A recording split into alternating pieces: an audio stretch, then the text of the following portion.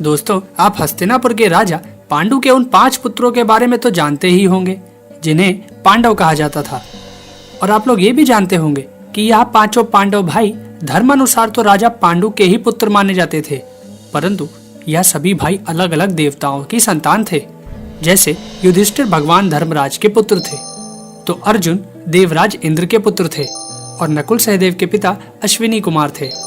इसी प्रकार भीम उन भगवान वायुदेव के पुत्र थे जिनके पुत्र महाबली श्री हनुमान जी थे। दोस्तों, महाबली भीम के बलशाली होने के प्रमाण उनके बचपन से ही मिलने लगे थे। कहा जाता है कि जब बालक भीम 2-3 माह के ही थे, तब एक दिन उनकी माता देवी कुंती उनको गोद में लिए अपने आश्रम की कुटिया के बाहर राजा पांडु के साथ बैठी थी। तभी एक भयानक बाघ उनके आश्रम के अंदर चला आया। देवी कुंती उस बाघ को देखकर इतना घबरा गई कि भागने के लिए तुरंत खड़ी हो गई। अपनी उस घबराहट में वह यह भी भूल गई कि उनका बेटा भीम उनकी गोद में सोया है। देवी कुंती के इस तरह खड़े हो जाने से बालक भीम माता की गोद से छिटक कर एक चट्टान पर जाकर गिरा था। बालक भीम के गिरने से वह चट्टान कई टुकड़ों में टूट गई थी, परंतु उस बलवान बालक भीम को उससे जरा भी चोट नहीं आई थी। यह देखकर राजा पांडु और देवी कुंती दोनों ही बड़े आश्चर्य में पड़ गए थे। दोस्तों, आप सभी यह तो जानते ही होंगे कि राजा पांडु ने किंदब ऋषि और उनकी पत्नी को शिकार खेलते समय उस समय मार दिया था जब किंदब ऋषि और उनकी पत्नी हिरण्योनि में मैथुन क्रिया कर रहे थे। राजा पांडु का बाण लगते ही हिरण बने किंदब ऋषि अपने मनुष्य रूप में आ गए थे और उन्होंने राजा पांडु को यह श्राप दे दिया था कि तुमने जिस अवस्था में मुझे मारा है, उसी अवस्था में तुम जब भी होगे तुम्हारी मृत्यु हो जाएगी। दोस्तों, किंदब ऋषि के इसी श्राप के कारण राजा पांडु ने हस्तिनापुर का राज्य अपने नेत्रहीन भाई धृतराष्ट्र को देकर खुद संन्यास ले लिया था, परंतु उनकी दोनों पत्नियां कुंती और माद्री भी उनके साथ वन में चली आई थी।